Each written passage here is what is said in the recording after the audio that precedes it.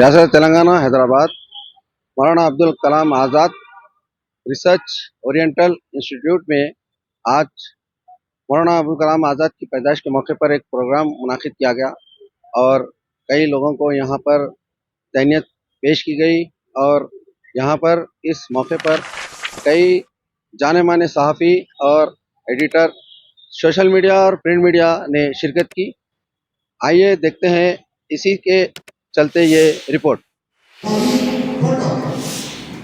चौथे आपकी शायरी तहरीर और तहरीर को ऐसा रंग रोगन दिया जो तहरीर में जबान का जौहर और तहरीर में कलम का सहर हो। मौलाना आज़ाद का कलाम उस दौर के बुनियादी मसाइल और गिराए और गुलदस्तों में शाया होता रहा। खुद मौलाना ने बहुत से गुलदस्ते जारी किए। बन के बगैर विकास दीगर गुलदस्तों के लिए बदले भी नहीं थे।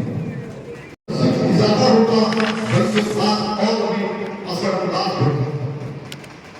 मौलाना आज़ाद ने अपनी इब्तदाई दौर में शायरी की, लेकिन उनकी शायरी ज्यादा शोहरत न पा सकी।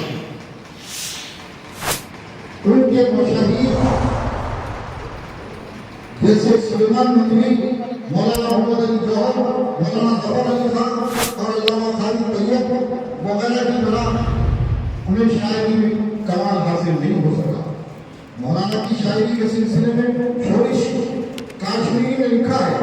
एक साहब अब्दुल वाहिद सहस्रामी की बहन मौलाना के हम मुलाजिम थी। वो कभी कभार हमसे मिलने आते, उनकी तबीयत में शेर कहने का मलिका था।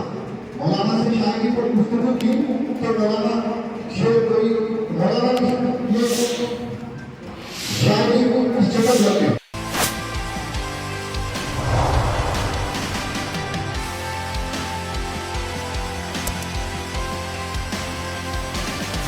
मौका है कि आज हम मौलाना अब्दुल कलाम आज़ाद के यौम पैदाइश के मौके पर उर्दू जर्नलिस्ट एसोसिएशन की जानिब से मुनक़िदा इस अज़ीमुश्शान तकरीब में यहाँ जमा हुए हैं। मैं मुबारकबाद देता हूँ जनाब उस्मान रशीद साहब को कि उन्होंने न सिर्फ इस तकरीब का इनेकाद अमल में लाया, बल्कि यहाँ उर्दू अखबारात की ऐसी नुमाइश भी रखी जिनसे हम अच्छी तरह वाकिफ हुए कि पुलिस एक्शन के बाद या उससे पहले भी जो अखबारात यहाँ से शाया होते थे वो उसकी एक झलक हमको देखने का मौका मिला। कि मैं उस्मान रशीद साहब को मुबारकबाद देते हुए ये ख्वाहिश करूँगा कि आप हर साल इस तरह की नुमाइश के इनेकाद के ज़रिए उर्दू अखबारात के बारे में जो आम तौर पे कहते हैं कि उर्दू अखबारात दम तोड़ रहे हैं, ये मालूम होना चाहिए कि उर्दू अखबारात ने माजी में क्या रोल अदा किया और अब भी उनसे हम किस तरह की तवक्को कर सकते हैं। उर्दू अखबारात बेशुमार क्या हो रहे हैं और इंशाअल्लाह कि उर्दू वालों की सरपरस्ती रही तो ये अखबारात और आगे बढ़ेंगे। शुक्रिया।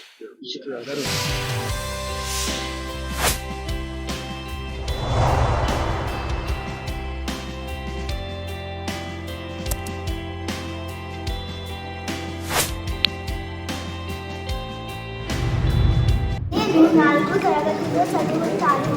మౌలానా అబుల్ కలాం ఆజాద్ జాతీయ విద్యా దినోత్సవం మన దేశంలో విద్యా అభివృద్ధికి బట్టలో వేసిన తొలి ఒకసారి అబుల్ కలాం ఆజాద్. ఆయన భారతదేశ మొదటి విద్యాశాఖ మంత్రిగా పనిచేశారు. నవంబర్ 8వ ఆయన జన్మదిన సందర్భంగా మన దేశంలో విద్యా దినం జరుపుకుంటారు. 1888 నవంబర్లో జన్మించిన మౌలానా 1947 ఆగస్టు 15 అంటే స్వతంత్రం వచ్చిన నాటి నుండి 1958 ఫిబ్రవరి 2 వరకు కేంద్ర విద్యాశాఖ మంత్రిగా సేవలు అందించారు. జై హింద్.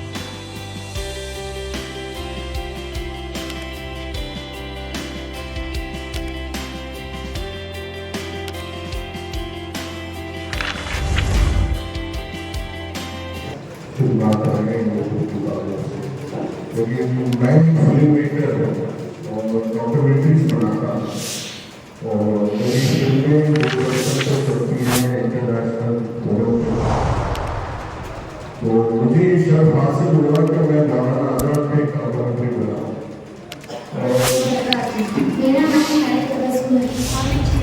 और और मैं 6वीं जमात से हूँ। मौलाना अब्दुल कलाम 11 नवंबर 1858 को मक्का मुकर्रमा में पैदा हुए। मौलाना के वालिद का नाम खैरुद्दीन था।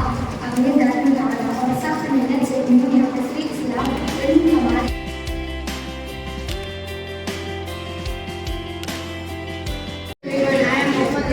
Class 9 from the Golden English High School. Today I want to talk about the greatest man, Sir Abdul Kalam Azad. ये मौलाना आजाद की शख्सियत है। मौलाना आजाद के बारे में मैं क्या कहूँ, दुनिया तारीख में कहती है कि अगर आजादी के बाद मौलाना आजाद न होते तो मैं नहीं समझता कि पंडित जवाहरलाल नेहरू जैसी शख्सियत थी सेक्युलरिज्म के बोझ को अपने कंधे पे उठा कि मौलाना आजाद थी, जिन्होंने इस मुल्क के अंदर न सिर्फ मुसलमानों के वजीर को बाकी रखने की जरूरत थी, बल्कि सेक्युलरिज्म को दस्तूर के अंदर कायम रखा।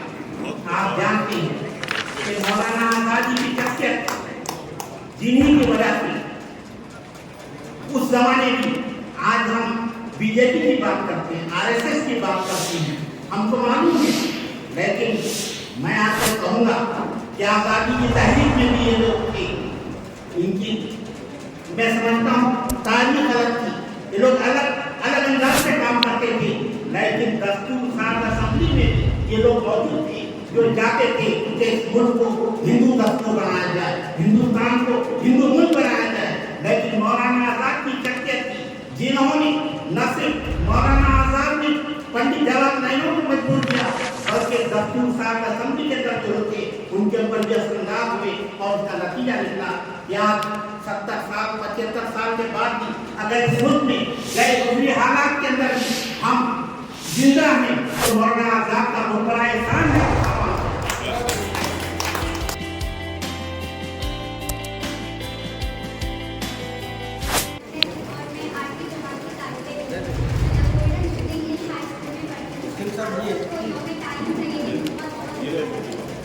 मौलाना अब्दुल कलाम आजाद 1888 को मक्का मुकर्रमा में पैदा हुए। इनके वालिद खैरुद्दीन 1857 के इस्लाम में मदीना मुनव्वरा सऊदी अरबिया चले गए थे। मौलाना अब्दुल कलाम का असली नाम मुहीउद्दीन अहमद था। मौलाना आजाद के बड़े भाई का नाम मौलाना नसीरुद्दीन गुलाम यासीना था। वो सहाब के अजीज थे।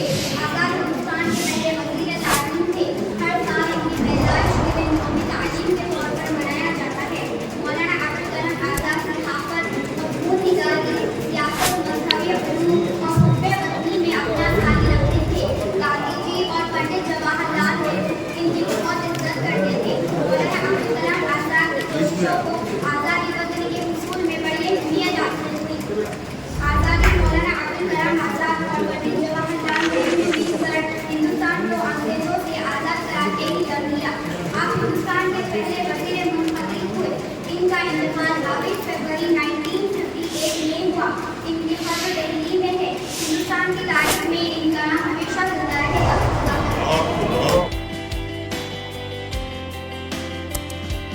खुसूसी चीज़ ये है कि यहाँ उर्दू अखबारात की एक तारीख़ी नुमाइश यहाँ लगाई गई है। ख़दीम अखबारात भी है इसमें, और इसके रूए रवा हैं जनाब उस्मान रशीद साहब जो कि इसके सदर हैं। और मुझे बड़ी खुशी हुई आज मौलाना आज़ाद के इस एजुकेशन डे पर ये सहाफ़ियों ने जिस तरह से यहाँ मुजाहरा किया है और ये अपने अखबारात की डिस्प्ले किया है, और इसको देख कर बहुत मसरत होती है कि उर्दू ज़ुबान आज भी ज़िंदा है और उर्दू के चाहने वाले, उसके बहीखा हर जगह मौजूद है दुनिया के हर कोने में। और मैं मुबारकबाद देता हूँ उस्मान रशीद साहब को और उनके तमाम टीम को, उनके तमाम जो भी इनके साथ शिरकत कर रहे हैं। और मैं सबको एक बार फिर मुबारकबाद देता हूँ इस मौके पर। खुदा हाफ़िज़।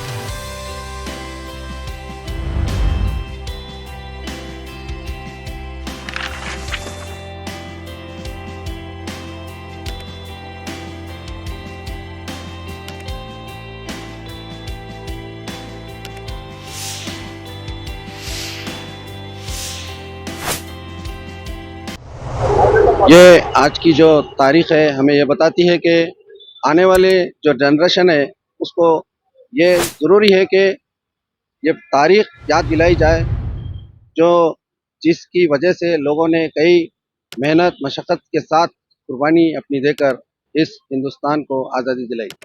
कैमरामैन अब्दुल के साथ मैं अब्दुल वहाब, AW न्यूज़, हैदराबाद, तेलंगाना।